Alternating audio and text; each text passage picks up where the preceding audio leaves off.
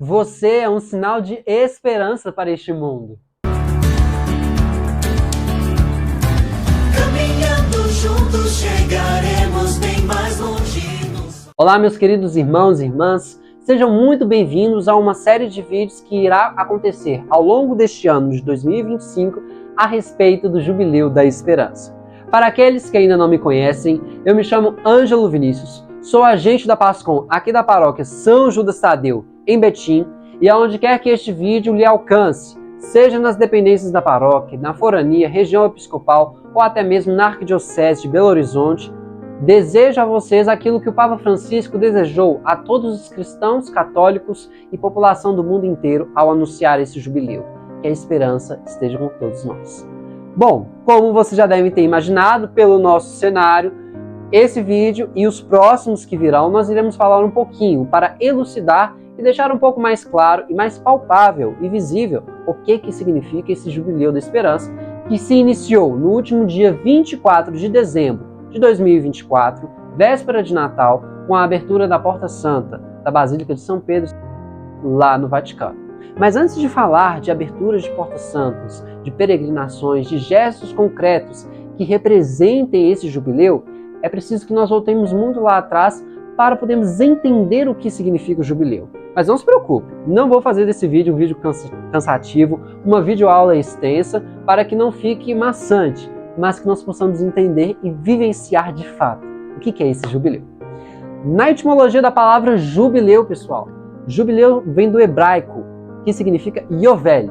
Yovel era uma palavra que representava e indicava um carneiro, cujo chifre era retirado para anunciar anos festivos.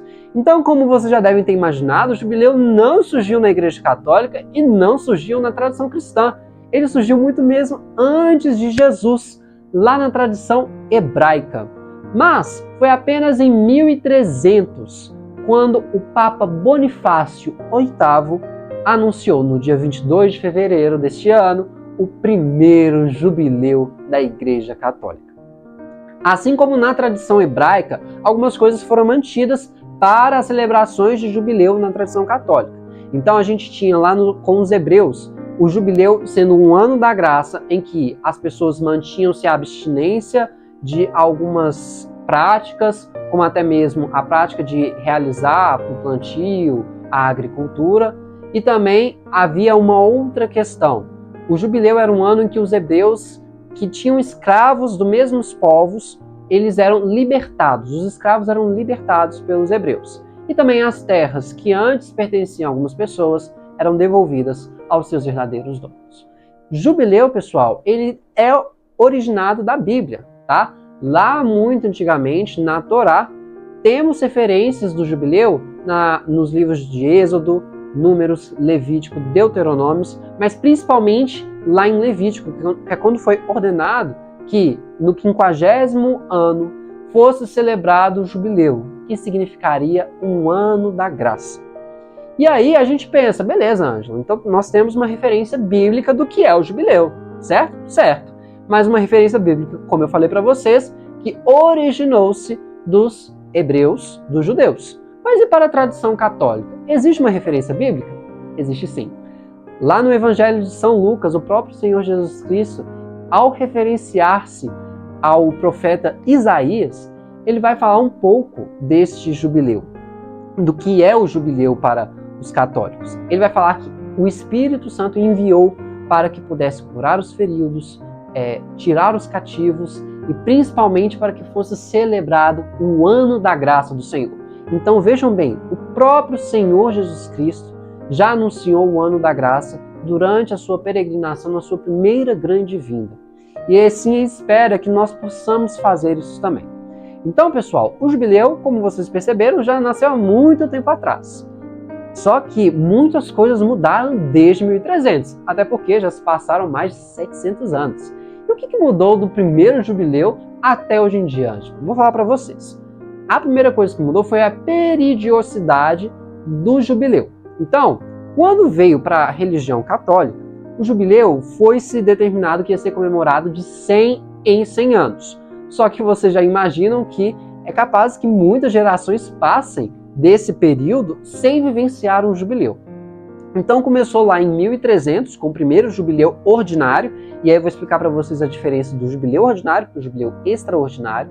Só que os papas e a população, todo o corpo litúrgico, todo o clero, foi percebendo que de 100 em 100 anos não dava para se celebrar o jubileu.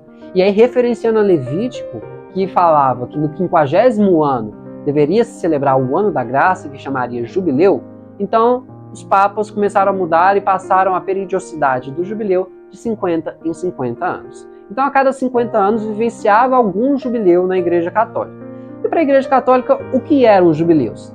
Principalmente o momento de peregrinação dos fiéis para as basílicas em Roma, de São Pedro e São Paulo, para venerar muitas de suas relíquias e para ter um momento de espiritualidade, de aproximação muito mais íntimo. Então, era essa a primeira ideia, sim, peregrinação. E esperava-se que a peregrinação fosse apenas em Roma, tá? Porque lá estavam as basílicas de São Pedro e São Paulo e as relíquias dos primeiros apóstolos. Mas ao longo desses anos foi se mudando até que recentemente determinou-se que o jubileu deveria ser celebrado de 25 e 25 anos. Vejam-se bem, os jubileus ordinários, aqueles que nós celebramos em anos determinados. Só que a igreja ela pode determinar que em alguns momentos sejam celebrados jubileus extraordinários, como aconteceu em 2015, um jubileu extraordinário que não estava previsto por conta da separação anual, como este estava previsto. Então, passados tudo isso, chegamos no jubileu de 2025, pessoal. E o que esse jubileu de 2025 espera de nós?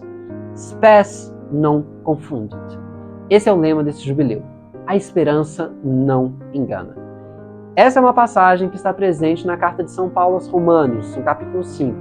E é a primeira mensagem que o próprio Papa Francisco deixa para todos nós no início da sua bula proclamatória deste jubileu. Spes non confundet. O Papa Francisco ele quer fazer com que nós percebamos que a esperança que nós temos está em Cristo e que é essa esperança que nos motiva nos dias de hoje. Mas principalmente ele mostra que a esperança que os apóstolos lá há 2000 anos atrás tinham em Jesus ainda está presente e viva em cada um de nós. Abre aspas. Todos esperam. No coração de cada pessoa encerra-se esperança como o desejo da expectativa do bem, apesar de não saber o que trará consigo o amanhã. Fecha aspas. Essa é a mensagem da esperança que o Papa Francisco deixa para a gente, nessa primeira parte introdutória dessa bula proclamatória.